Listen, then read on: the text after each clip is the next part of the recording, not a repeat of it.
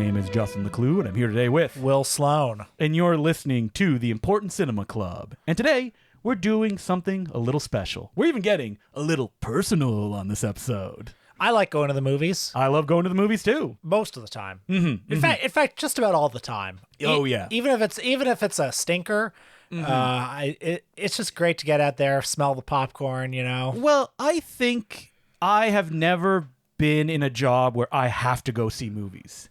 And then I hang my head and I'm not excited to go. What about this job? Like to watch movies? I'm not going to theaters going to see theaters. it. Yeah. Specifically going to theaters. Sometimes, you and I have gone out to theaters for this podcast. I've certainly done it on my other podcast. What a great way to spend a work day. I remember going to see for the other podcast, going to see Sound of Freedom at the Carlton. Oh, yeah. Horrible film. Yeah. But I'm sitting there like, yeah, beats coal mining.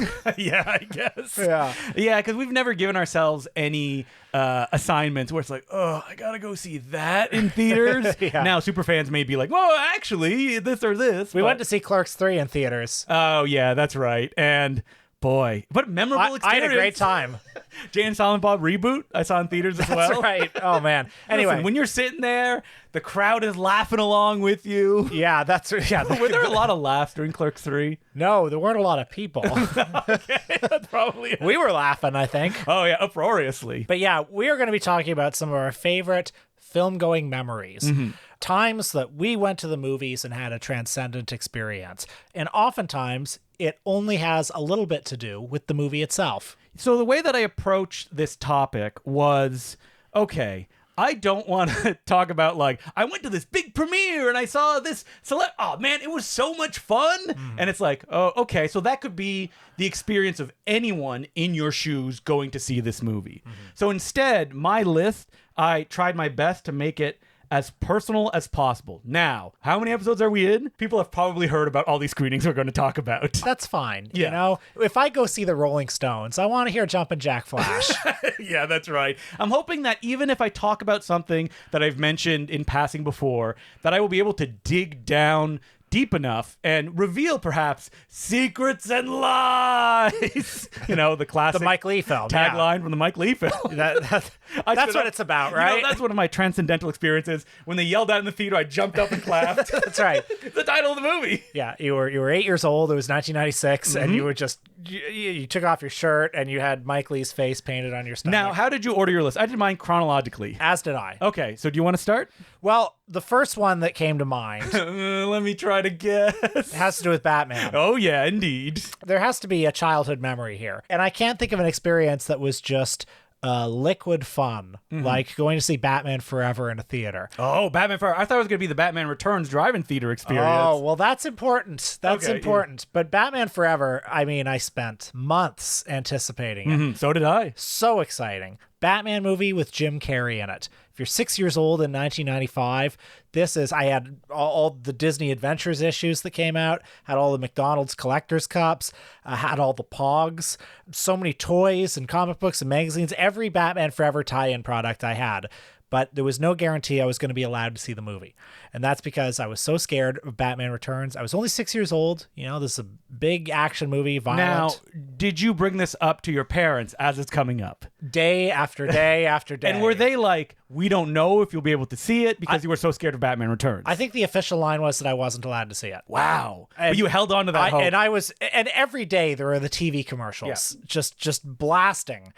The ads are everywhere. This was the movie of the summer. So I believe I also saw Batman Forever in theaters, and I had not seen Batman or Batman Returns. And that's probably fine. Yeah, my love for it was Jim Carrey on the big screen. At that point, I don't think I had seen The Mask in theaters. No way, Ventura or Dumb and Dumber. I saw all those on video. All video. So this would have been, for me, my first Jim Carrey on the big screen experience. Absolutely. And I remember one day, my parents and I were on a vacation in some Ontario, port town, some summer vacation town.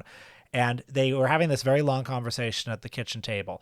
And then Dad said, okay, we're going to go see Batman Forever. And Just out of nowhere. out of nowhere. Did you know the movie was out at this point? Yeah, it'd been out for like 2 weeks, maybe. Okay. And you had given every up hope. day of those 2 weeks, I was thinking about it. And so we sit in the front row. Okay. You need to see it.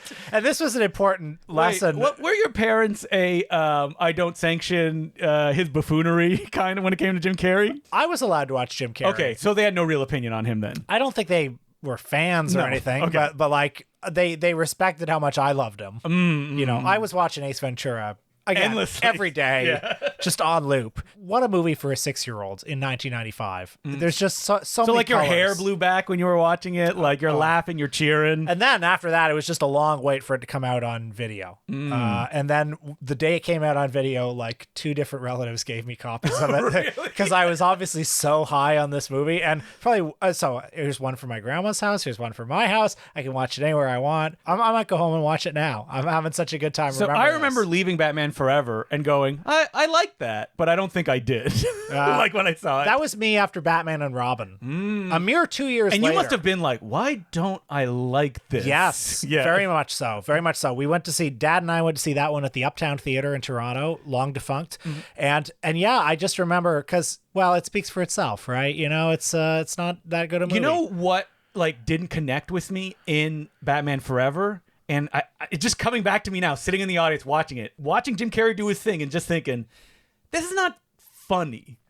Like, it's not making me laugh. I mean, you're laughing. I mean, if you show me that movie now... I mean, you're going to laugh now in a different way. I would agree with you 100%. It's like his performance in that movie only makes sense if you were there in 1995. And you just wanted to see him in, like, big...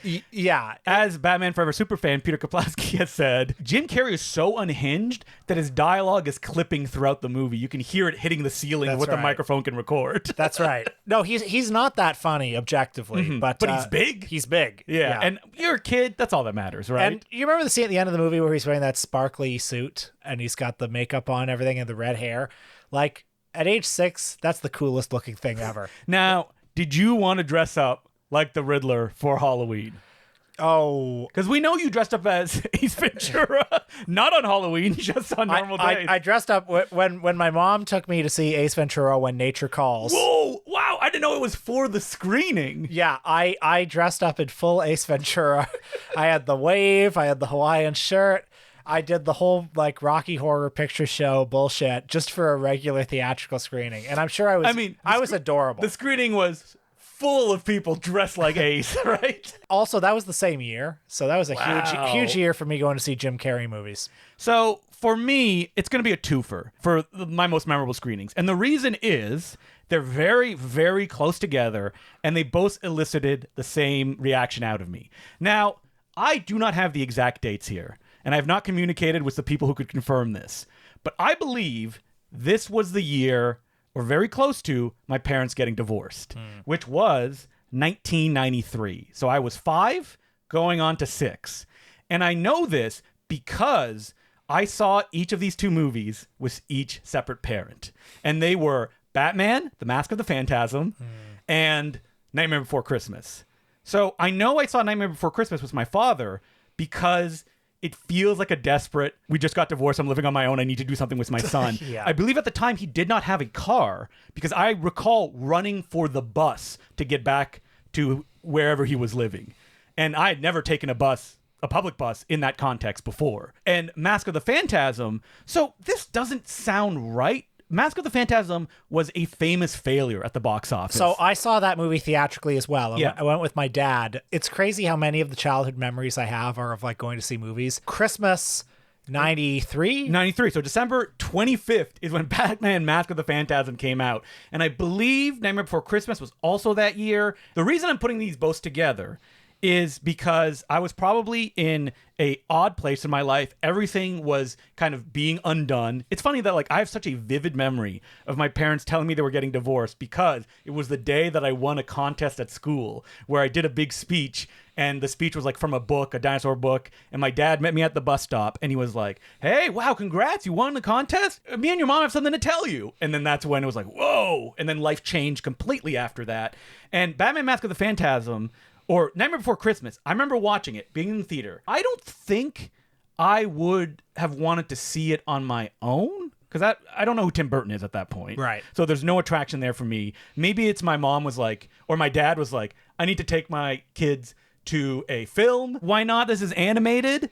And I remember watching it and being scared out of my mind. Interesting. That I found it overwhelming, and that just the imagery in of itself was scary. And so like it stuck with me though. Like I wanted to watch it. And Batman Mask of the Phantasm, if Nightmare Before Christmas like scared me, Batman Mask of the Phantasm was an absolute nightmare. I remember the theater being empty, it being incredibly cold, and covering my ears the entire time when I watched the movie, which I also did for Nightmare Before Christmas. Because it was scary? Because it was scary. It was too loud, too. That's interesting. I mean, I remember seeing Batman Mask of the Phantasm and liking it, but feeling challenged by it. Yes. Because so much of There's it is so much about death and like suffering. Yeah, and like the romance plot is so sad, and it ends on kind of a downbeat note, which all the flashbacks to their relationship in the movie, I mean, I wouldn't have had the words to say this, but like as a 4-year-old, I remember thinking basically like, okay, this is clearly like, this is a quality movie in some way. This is very serious. This is more, I'm biting off more than I expected to chew with this movie.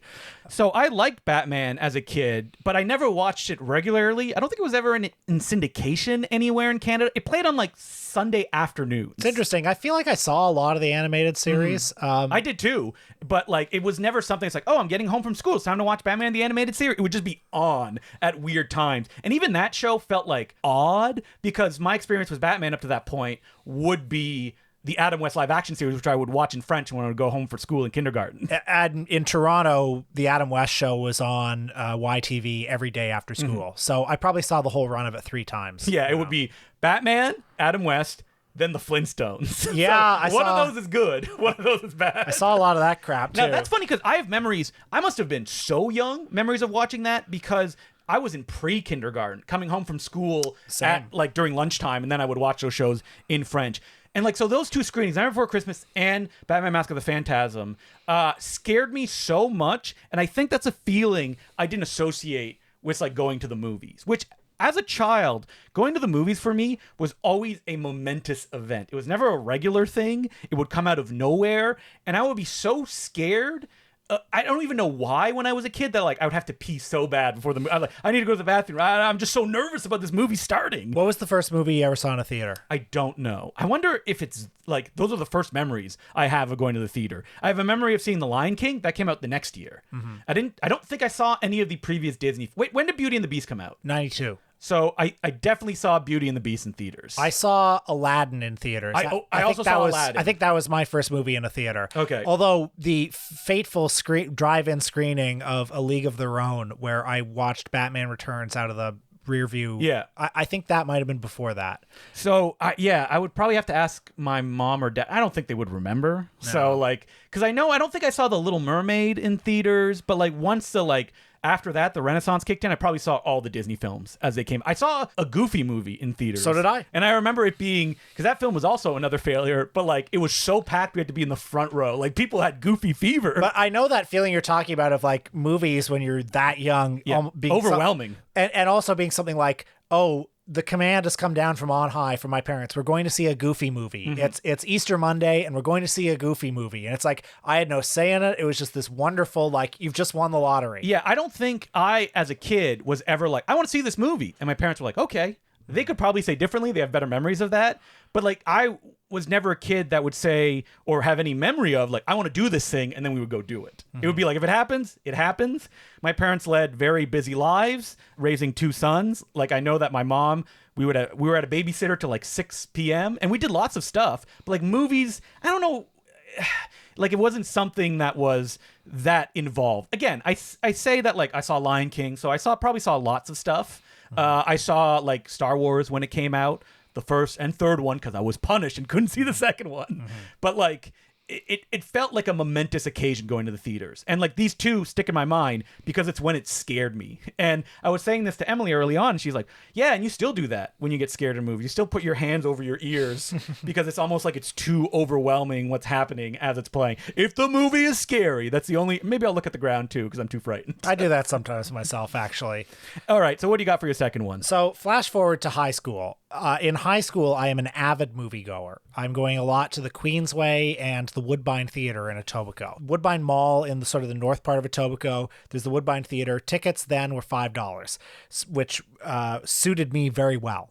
And February 2005, I went to see on a Sunday night. It's crazy the things I'll remember. Ong Bak, the Thai warrior. With Tony Jaa. And this movie, I was, of course, very excited for it because being a budding martial arts cinema enthusiast, this movie came marketed. I think the tagline, the poster tagline was like along the lines of the movie you've been waiting for since Bruce Lee. And I thought, oh, yeah, that's pretty exciting. And I just remember the pandemonium in the theater as that movie was playing. First of all, it was like pretty much sold out on a Sunday night. And it felt like what the ideal grindhouse experience would be. Every stunt, people were just losing their minds. Him like running across all the guys' heads at the beginning, him like sliding under cars. Every scene, one after another, it was just like a chorus of, oh, And that's always stuck out in my memory as one of the great like communal movie-going experiences. I did not see a movie on my own until college because I lived in a small town. I did not drive, could not go to the cinema by myself. Going to the movies alone was, I think, very important to me. Like, obviously, I went with friends too. I went with big groups of people, but going to the movies alone was very important. In retrospect, I think because it was almost like a show of independence. Yeah. It's like you have so little power. Frankly, even into high school, it's like you don't really have control of your own destiny. At least I didn't. And it was like going to the movies is an independent like field of inquiry for me. So instead of going to the theaters, I like doubled down I have the internet. I have access to seemingly everything. So before Unkbach came out, I was tuned in. I was watching making of featurettes. I was showing to my friends on the school computer. The teacher would come by and be like, what is that? And this is before it got like a North American release. I was watching unsubtitled cam versions that were shot in Thailand. So good. How about Kung Fu Hustle? Same thing. I saw it on Christmas, a cam version that the subtitles were cut off because I'm like, when is this going to come out? I don't know. When will I be able to see this? I wasn't quite as web savvy as you were, I think. I would have if I could have. And I was a big, like, I saw movies so I could show other people. To be like, look at this, isn't this awesome? Like, even before the idea of the communal movie experience, I was trying to create it with my friends, and they'd be like, yeah, that's nice. Like, I never really got the reaction but I never stopped ever. I know. I remember trying to show some friends Fantasy Mission Force. Yeah. They don't get it. What are you going to do? It's fine. We can all go see Mr. and Mrs. Smith. That's fine. Ooh, I think I saw that one theatrically too. Probably with my mom, because I'm going to the movies. Other than, it's weird. I don't have that many memories of going with my high school friends to see that many movies because it was far. It was in Ottawa that you would have to go, or specifically Orleans. And so, like, the memories I have is we saw Team America World Police, and a ticket taker had to come and see me and say, oh, your friends, there was their older brother, which was me because I had a beard at the time. They're like, you're okay, because it was an R-rated movie. And we're like, phew. And I also won tickets and went to go see with a friend Clerks 2. Boy, what a sad funereal march out of that theater that was. Boy, I went with a friend to see Clerks 2 as well. I went with a friend who, he was like maybe 2 years older than me. So he was just off at undergrad for a year, and I was still in high school, and he came back and we went downtown to the Rainbow Market Square. I don't know why we saw it there. Maybe because we were a few weeks late. We went to see it, and there was a long bus ride on the way back to Etobicoke where we kept being like, I don't know. Yeah. I don't know. Was that good? Yeah. It was funny, right? No. Yeah. No, the donkey stuff, was that funny? No. Yeah, that was It was like The Graduate. Yeah. That was heartbreaking. Yeah. Clerks 2. But so one of my most memorable movie-going experiences, I would love to ask my dad how this came about, because it's at the Fantasia Film Festival and we saw the Spear Brothers film Undead, a film I've watched maybe once since then. I'm like, that's fine. It's not very good. But somehow we ended up in Montreal, which is not a short drive from Ottawa. I don't know how I convinced my dad to go to Montreal. Maybe I was just like zombie crazy or something like that. And I was like, oh, there's a new zombie movies that they're talking about on the Zombie Keeper forum. Dad, will you take me to this? And it was one of the times the dad is like, yeah, you never asked me for anything. Let's go. So we go. And this experience, I had never had an audience like this. They were cheering. They were clapping. At one point, they jumped to their feet, which never happens in like theaters. It was probably at Concordia Hall, which is like this gigantic theater that was sold out. And I remember looking over at my dad at one point. Something happened that was so cool that even he was standing up. And we were like, woo! And so like that clicked into, oh, movie going can be this kind of communal experience as well. And that's like a high that I've been chasing probably since then, or trying to get other people to have experiences with that. And it just goes to show like the movie, not even held in very high regard now. It doesn't matter. It was just that night, that crowd, they were into it, and it made that transcendental experience. Now, there is something sad about the Fantasia Film Festival in that after that, I'm like searching for this high. Every year I need to go to the Fantasia Film Festival, to the point that one year my dad's like, hey, you didn't take the garbage in. We're not going this year. Oh. He was just looking for a reason to do. So me and my friend figure out a way to go. And like, we cannot even afford a hostel or anything. So we sleep over in the train station that night. Amazing. And Fantasia was so representative of like, this goes on for like 2 or 3 weeks. They play like 12 movies a day. One day I'm going to make a movie. And it's going to play at the Fantasia Film Festival. And then the 2 movies I made, I submit them. Rejection on both of them. Just crushed. And it's like, oh, okay. This has lost all its luster now. Well, like, you got into Toronto after dark. I did, but like Fantasia, like that was on such a... And what's funny is that I'm a teenager at the point that I'm going to this, so I have the year that I went... I think I was 16 years old when I went to go see Undead for the first time at the Fantasia Film Festival. Like, it seemed like the greatest utopian idea, but the people who program are just people. Yeah. Like, if they look, because I was like, oh, I've seen so much terrible, no budget stuff here. Like, I made something that I think is good. It has to play. And they're like, I heard someone said, I turned it off after 10 minutes. And I was like, no, not for me. Yeah. So I'm so sorry to hear that. it's fine. Like, it hurt at the time, only because it's a goal to go towards, which I think everybody needs. And it's like that, like, reality check of like, oh, you're going to work. Sometimes it just won't happen. And it'll be at the whim of someone. There's no malice behind what they do. It's just like... It also goes to show how much is behind those decisions, because it's like there's a lot of politics. There's like, if you're a little more known, you know, these things. Fun fact, the guy, or I heard that someone turned off Teddy Bomb because he's like, ugh, a zombie film, and he turned it off, which is so funny. Teddy Bomb is not a zombie film. There's some zombies at the beginning, and also that Undead, which is a zombie film, is the thing that made me fall in love with Fantasia and the whole theatrical experience. But you also know how fallible they are now. So oh, completely. And I haven't been since those 2 movies got turned out. The magic just got sucked right out of it. Throughout middle school and kind of in the early part of high school, if I could get my dad to drive me downtown to something, that would be great. Although there was no guarantee. I mean,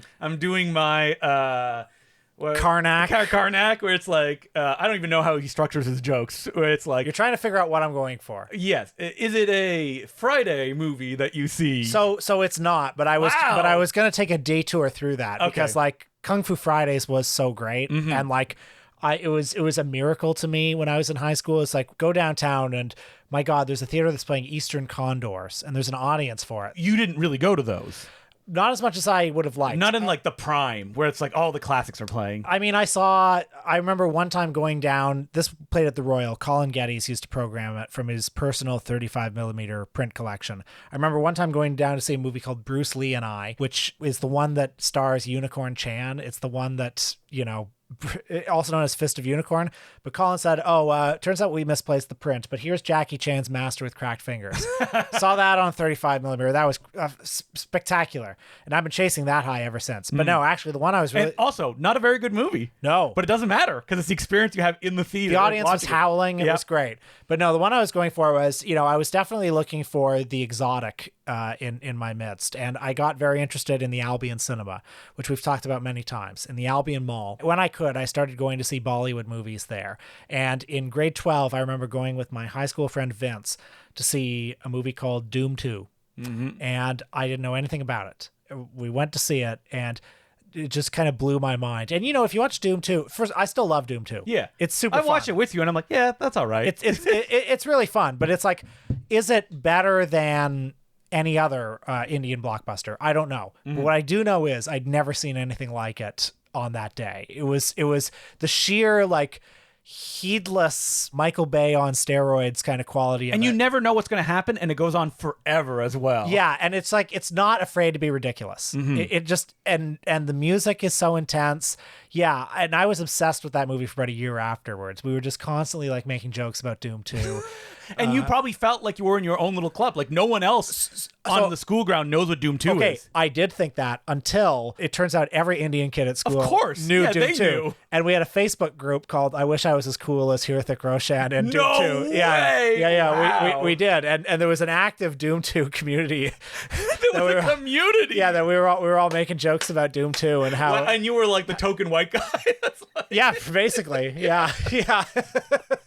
Wow, wait, there was a Facebook group? I wasn't on Facebook until college. It was 2007, I think, is when we had this. So it was brand new Facebook. Because I remember I was in college and the girl I was dating at the time was like, oh, I'm on Facebook too. And I was like, oh, you have to put what college or university you're in? Like, that's how early that when I was getting on, it was like that. So for me, the screening, this one doesn't really matter what the movie is. But when I first moved to Toronto, the world is open to me. I'm living at Victoria Park in a terrible apartment with a roommate who hates me. And we were in college together. Classic. Literally, when we went our separate ways, I have not spoken to him since. Okay. He just stayed in his room the entire time and wouldn't come out. I would go to as many screenings as possible because I'm like, like the Bloor Cinema, which, rest in peace, doesn't really exist anymore. It exists, but... It's the hot dog cinema now. Yeah, is it going to be changed to something else because a weird, mysterious buyer took it up? Who knows? And so they would do so many, like, basically everything was on film. Like, they weren't showing stuff that was not on film, right? Because that was the norm. They were. It was just assumed that if you're going to see something in the theater, you would see it on film. To explain what the Bloor used to look like, it was like not a movie palace because it's not huge. It had a balcony. Yes, it still does. It still does. Yep. And that like the seats were rickety. It was very like frozen in the 90s. And there's two staircases that go up to the side. Well, and it's like 100-year-old theater basically. So it dates back to the silent era. And I think that was just what was expected of movie theaters then. It was a neighborhood movie theater like many neighborhood movie theaters. And unlike most of them, it survived. And so I went to go see 2001: A Space Odyssey by myself, as one does. And I've done that too. I've gone to see that movie alone by myself too, yeah. And I was going to the bathroom and I was walking up the walkway and I caught a woman's eye and, smile. She saw me. It wasn't a big theater. Go back down, sit back in my seat. A couple minutes later, that woman comes and sits right beside me. And I'm like, oh my God, what am I supposed to do? What is going on? I don't remember the exact series of events. It turns out that woman was the manager at the Bloor at the time. If you want to know what kind of person I was back in the day, so we probably added each other to Facebook. That would be the main communications thing. When someone like that would happen, I'd be like, let's meet right away. Let's do something, and then if we hit it off, then we continue for that point. I'm not playing any we'll message for a month or two or whatever. I'm like, I'm in a big city now. I can catch a subway. I can go wherever I want. We hung out, I think, the next day, and there she wanted to go to a lighthouse, which I don't even remember where that was. Is there a lighthouse in Toronto somewhere? I wouldn't be shocked if there was. She was big on biking, and we went, and at the time I was in my possession of, I cannot tell you who gave it to me, but weed brownies. And she's like, yeah, I smoke weed all the time.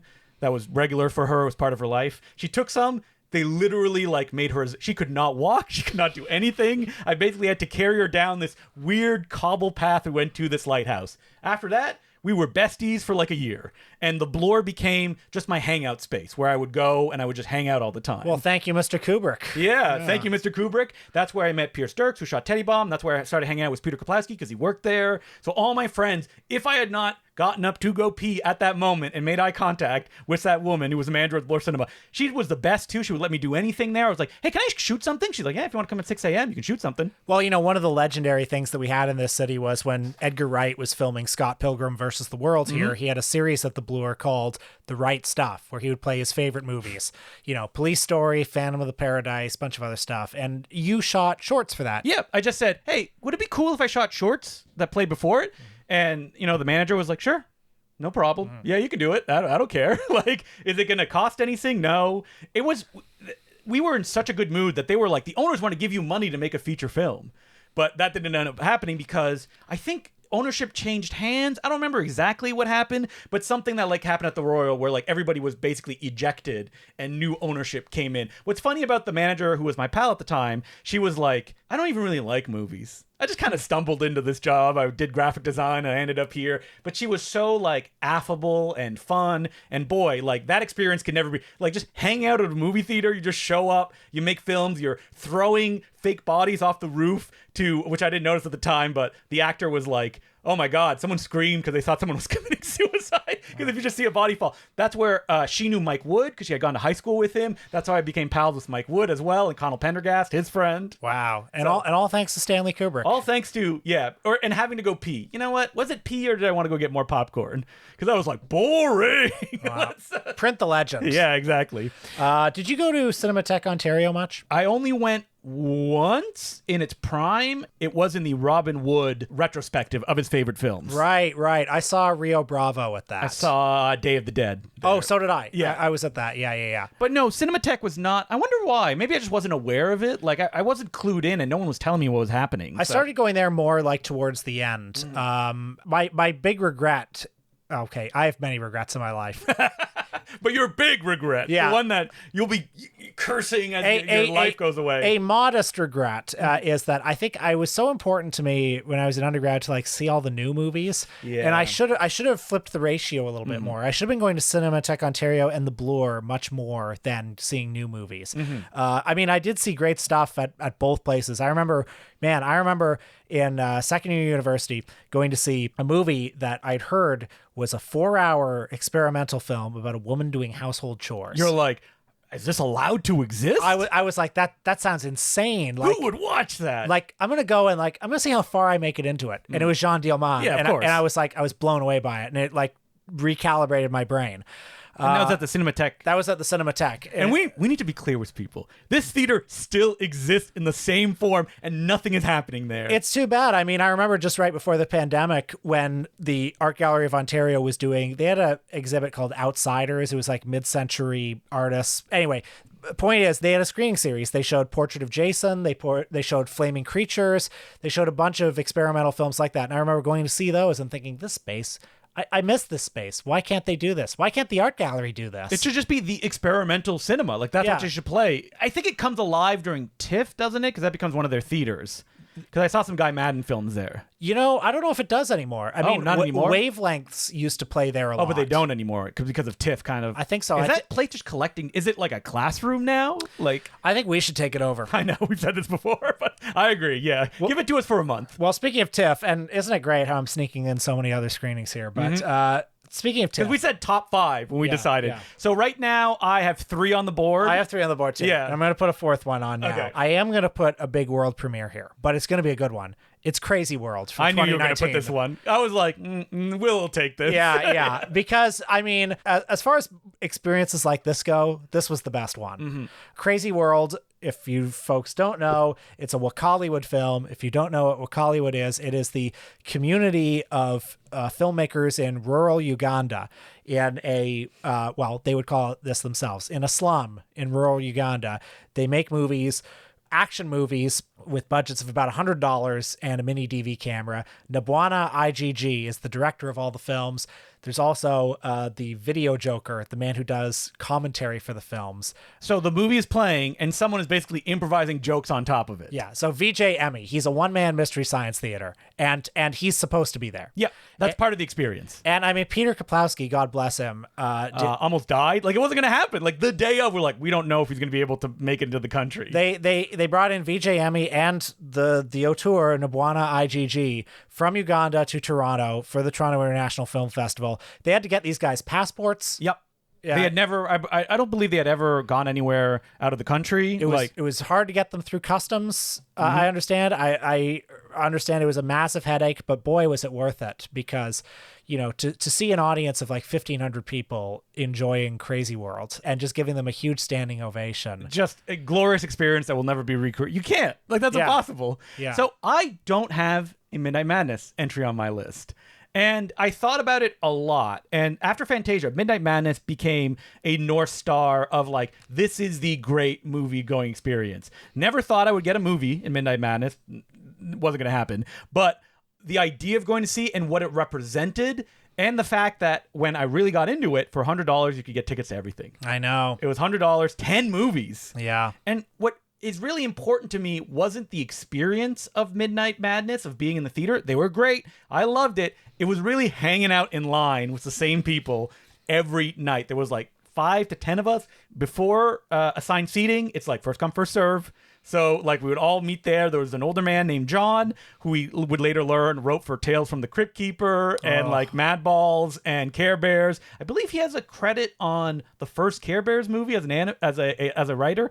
Anyway, so just meeting these people in line and like this whole world, and like afterwards we would go to Big Slice, rest in peace, and just talk about the movie for like half an hour to an hour. And that was like the joyous experience of going to the movies. Just for fun, if you had to pick one Midnight Madness experience, that's not Crazy World. Yeah, I keep trying to think of like, would it be The Raid? Because I saw The Raid at its world premiere and I liked it, but I don't really remember the theatrical experience that much. Yeah. All I remember is that like, at one point they went like, hey, we have one of the SWAT jackets out that we're giving out if you ask a question, and like people rush the stage for it. That's what I recall. It's funny, when I think of Midnight Madness, the first one that comes to mind, and it's not a movie that I like very much, but it was such a sort of forceful experience. I remember seeing Martyrs. Yes. When Martyrs I played. saw it there as well. And again, I don't particularly like the movie, but it feels in some ways like what Midnight Madness should be. This like hugely shocking, hugely confrontational. I mean, look, Midnight Madness can come in many flavors, but I remember seeing that movie and thinking like, this means something. And it means something to see it here in this context. Like it feels dangerous right now. I remember working my TV job and rushing to Midnight Madness screenings, the only two that I could afford and see, which was weirdly 2 French extremity films as well, Frontiers, which I did not like at the time, and Inside, which I loved. And like those like kind of really striking me and me looking around. So Midnight Madness used to happen at the Ryerson Theater, which is this cavernous giant cinema, which it feels like this kind of movie should not play there. Yeah. It's got a balcony, huge bottom. Like it was so like joyous, the whole experience. But what I think about is just like hanging out with my friends at the front of the line. Some of them I do not speak to anymore because, you know, you drift apart afterwards. And afterwards, just talking about the movies, spotting Bobcat Goldthwait, saying something like, oh, that movie sucked. And then noticing that the actor in the movie's there is like, oh, shit, let's be careful about that. Yeah. Stuff like that. So it is such a formative experience. And now when I go to Midnight Madness, I mean, my friend programs it. It often makes me feel sad because it's like, there's assigned seating, so I'm often sitting by myself. And I'm like, I could just be somewhere. I'm like, I don't need to see this. Like, don't you think this is just that you're older and you're not like it's not novel anymore? It's not about the novelty. It's about the communal experience of seeing movies with friends. Everyone's older. Yeah. You know, we all have responsibilities. No, it's literally just assigned seatings. Okay. It's just that's like, it. Okay. we can't get seats beside each other. Yeah. Yeah. And afterwards, Big Slice is closed down. There's not that many. There's nothing on King Street. There's nothing like 24 hours that we can go to. And like Big Slice, they'd have fresh pizzas. You'd go, it'd be a big slice. It's $5 with a pop. And you're like, this is the life. And now they're just, you know, there's another pizza joint we went to a little bit. And I don't know if it's still open, but that one's fun because we took a whole Bollywood crew and cast at this really crummy pizza joint. And they came with us, including a star that she stepped out for a second, and like 10 people came up to her at 3 a.m. to ask for photos because they recognized her. Do you know who it was? I could look. It was from The Man Who Feels No Pain. Okay. And she was on a big TV show. And I looked after her and I'm like, she has 5 million followers on Instagram. And she's just literally sitting. Her makeup was running a little bit like in the corner of the pizza shop that we were in, wearing a nice dress. All right, how many do you have on the board? Oh, wait. So I didn't even say my fourth one. Yeah. So my fourth one is, okay, so I'm giving all my North Stars of the things I love the most, or regular things, when I first moved to Toronto. Fan Expo. Loved it. Did you ever go to Fan Expo? Yeah, I went a really great year where Adam West was there. Yep. Udo Kier was there. Yep. I remember Ken Russell was there, believe it or not.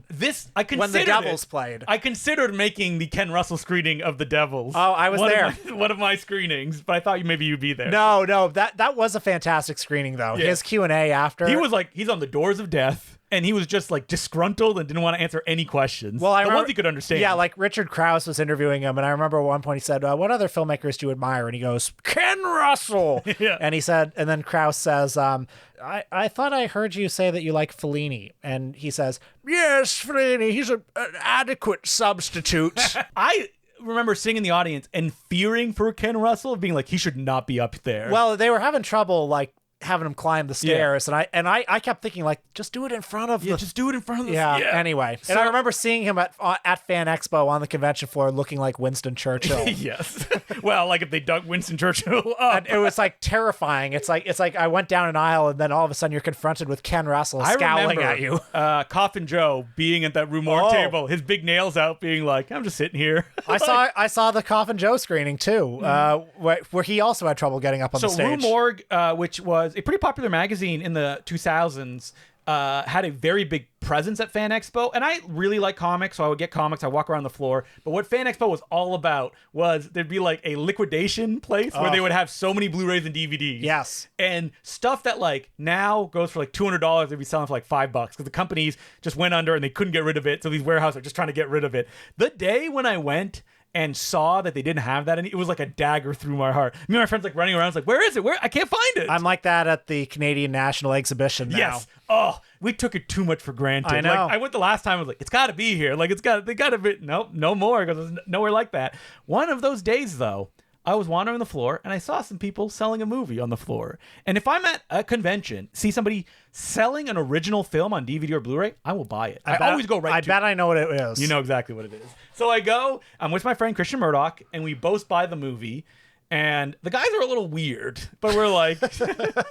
So I buy the movie, and they say, oh, we're doing a screening tonight at the Trash Palace. And I'm like, oh, had I been to the Trash Palace at that point? I think I maybe had. This is when Trash Palace was still at a print shop, right? Yeah, it was. Stacey Case had a print shop, which was in a basement, and he would do 16mm screenings. And you had to go to Suspect Video and buy a ticket there. Yep. And then you would go there. And I remember the first time I went, I don't remember what I watched. I remember Stacey Case walking down the aisle. It's a very small space. I don't know who Stacey Case was. And me tapping me on the shoulder and being like, I'm happy that you're here. I was like, oh, thanks. He doesn't know who I am. That's nice. So anyway, I go home with this DVD that I bought. And me and Christian Murdoch were supposed to, Starve Teddy Bomb, we're supposed to go and see the movie that night. He had to drop out for some reason. I do not know why I decided to go, maybe I'll go see Things on my own at the Trash Palace. Canada's greatest film. And then so at that screening, not that many people. I remember J.C. Culp was there, as well as Paul Curup, who I did know from Canucksploitation. That's right, Canucksploitation, the great website. Now, what makes this movie one of my top experiences is not just that I saw Things, the Canadian classic, on screen, but the entire cast was there, including Andrew Jordan, who lives in Toronto, I heard, but he probably doesn't want anything to do with that movie anymore, and Barry J. Gillis, who was very loud, and some would say intoxicated. And speaking of intoxicated, well, you know what? I don't want to make any broad judgments. His daughter was sitting beside me, famous of the commentary track on Things, who just talks incessantly on it the entire time. And she did commentary, and it was just a surreal movie experience.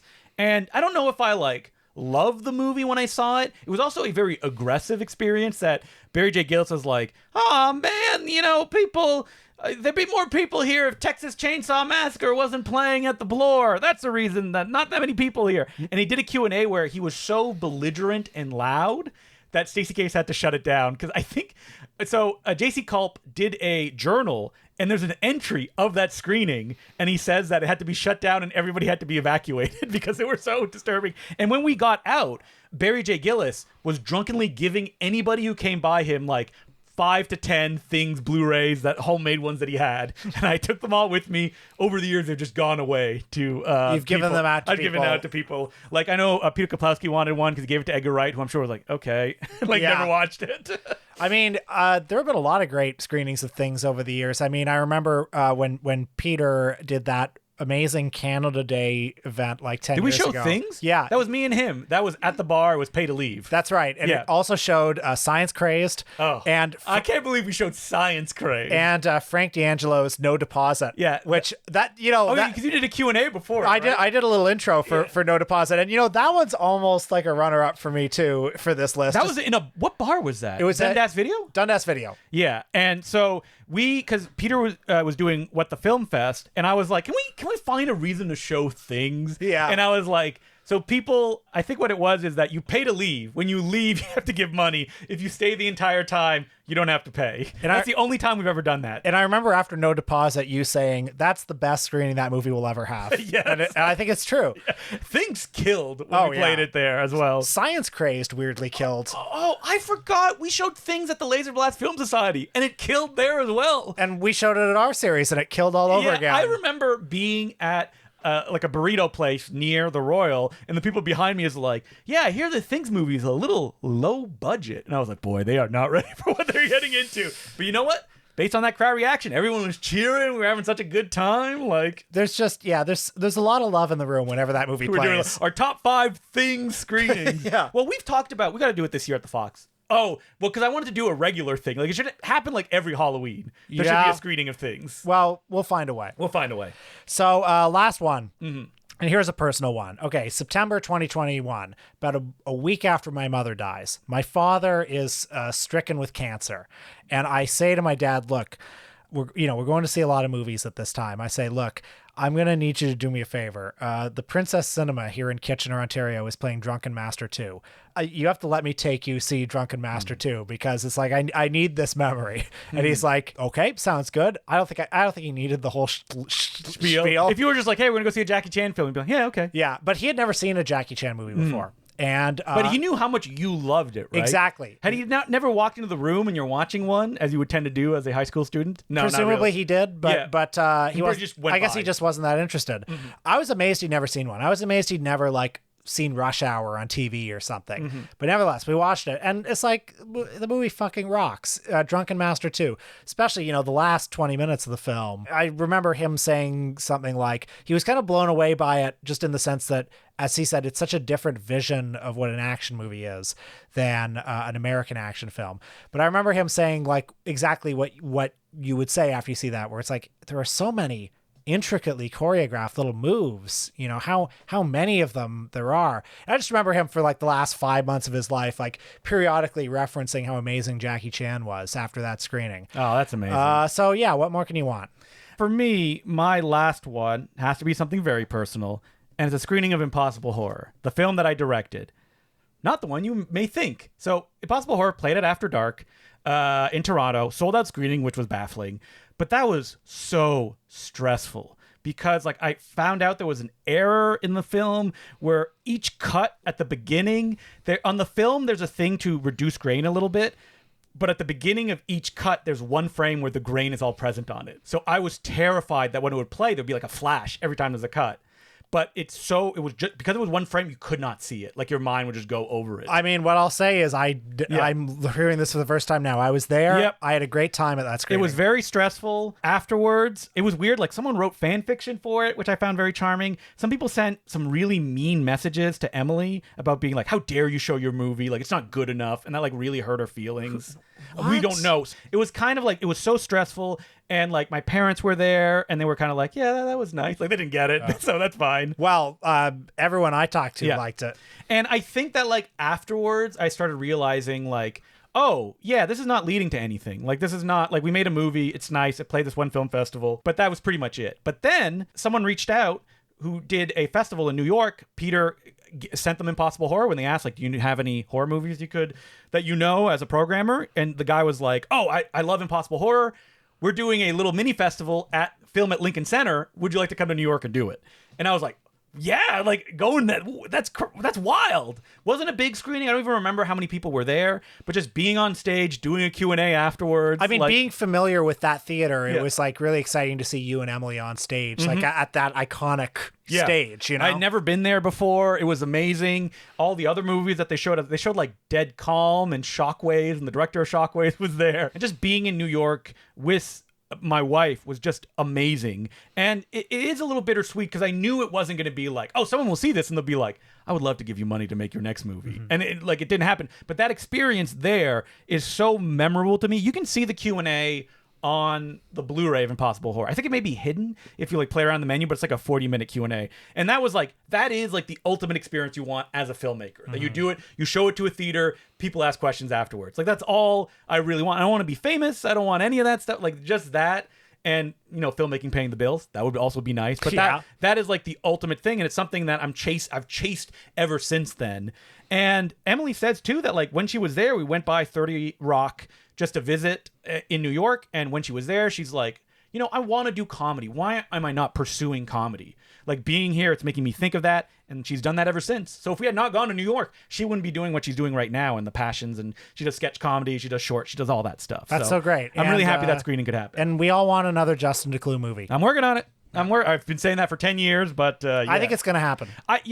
What's funny is the one pressure of it is the idea of like, this is so much work. It doesn't lead to anything. And also like, I have a son. I would really like for him to look at me and be like, oh, my dad makes movies. Like that's what he loves to do. And that's what he's doing. Remember the Moturn method. Yeah, exactly. And just get it out there. That's what I want to do. And that's what's motivating me now. And I just got to think to that screening at Film Society of Lincoln Center. I mean, there's another one where, Teddy Bomb played in Vegas to an almost empty audience that Albert Pune rented out himself. So there's that too. Wait, that's a big, long story. Albert Pune? Yeah. So did he see it? No. Okay. And he was, I think I sent it to him and he never checked it out. He would have seen it if he had come, but he was sick. And so he wasn't there. What happened was I was reading through Wang's Chop, which is a zine. Mm-hmm. And I heard about this film festival in Vegas. Teddy Bomb had not been completed. Everyone had kind of gone to the Four Winds because it's like a lot of work. And they're like, we got other stuff to do. And I was like, okay. And so I saw this article and I went, all right, I'm going to finish it for this film festival, which is small, looks really easy. And I submitted it. It got in. And then the festival started to fall apart. The guy's like, I don't have a venue. I don't do this. But he was showing a Albert Pune film, which was one of the later day ones that he made. And when this started falling apart, Albert Pune went, I will rent out a theater and the festival can continue. These movies can play. Not even his film. His film didn't play while I was there. It played later on in the week. But he wanted to make sure that like this festival didn't end. And so he's the one who took those steps to do that. What a guy. Yeah. And that one was fun as well, a very surreal experience. But again, there wasn't that many people in the theater. But it was fun to be able to go and, just do it. Especially that it was weird that Albert Pune. I wish he had been able to see the movie because it's not even like subtle. Like Nemesis is in the movie. And I'm quoting, I don't think he just ever watched it though in his lifetime. Well, he definitely knew that you wrote a book about him and he liked that. Did. Him and his cinematographer talked about it. They were like, man, that book's really good. Like, I really appreciate that it got to come out. So I'm happy about that. So that's it for this episode. It's a special one. So no letters, no nothing. I hope people enjoyed this. If you have your own movie experiences that are very personal, share it in the Discord. I would love to hear what other people's, experiences are. And this is future Justin interrupting because I wanted to let any listener in Toronto or the surrounding areas to know that there is a very special screening going on by the Laser Blast Film Society on September 3rd, starting at 7 p.m. at the Royal Cinema. It is Midnight Dankness 2025. Peter Kaplowski, the programmer of Midnight Madness, feels the need to have a pre-festival screening of some of his favorites. And this year, it's very special because you can come and watch Evil Puddle, the new film directed by Charlie Roxburgh and starring Matt Farley. If you've never seen a Charlie and Farley movie in a theater, that is the best way to see it, and you don't want to miss this as well. So the second picture will be Funky Forest, The First Contact. This is one of Peter's favorite films of all time, and he is overjoyed that he can screen it to an audience of probably unsuspecting people. All of the proceeds of this screening will be donated to the Palestinian Children's Relief Fund and Islamic Relief Canada's Orphan Sponsorship Program. Again, this is all happening on September 3rd at the Royal Cinema, starting at 7 p.m.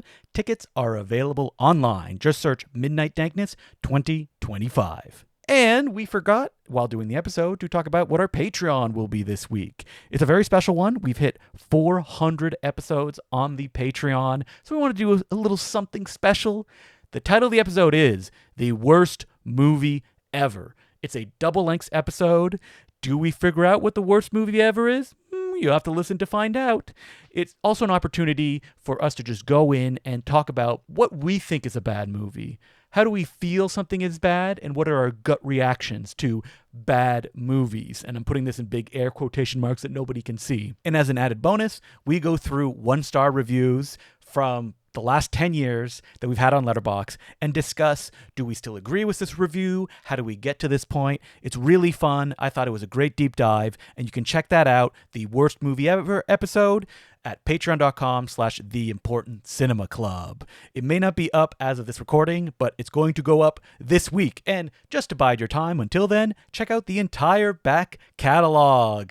There's 399 other episodes for you to check out. And we'll be back with our regularly scheduled programming next week. Yep, we're going to be right back on it. And don't forget, I'm going to post this one before it happens. Will's going to be in LA for a screening. Yeah, that's right. Well, I'm signing books at Art Book at Hauser and Worth, LA, Saturday, August 30th at 3 p.m. Come on out. Oh, that's right. I was Say trying hi. to advertise a screening that you're doing, but it's sold out. So no one can My get screening tickets. is sold out, but you can still come meet me. You can still come say hi to me and get a book. You need to go to the used bookstores in LA because they have the best movie sections ever. That's where I found the first kind of like proofs of Leonard Maltin zines that are just sitting on the shelf. So. All right, we'll talk about this off mic. I need some recommendations.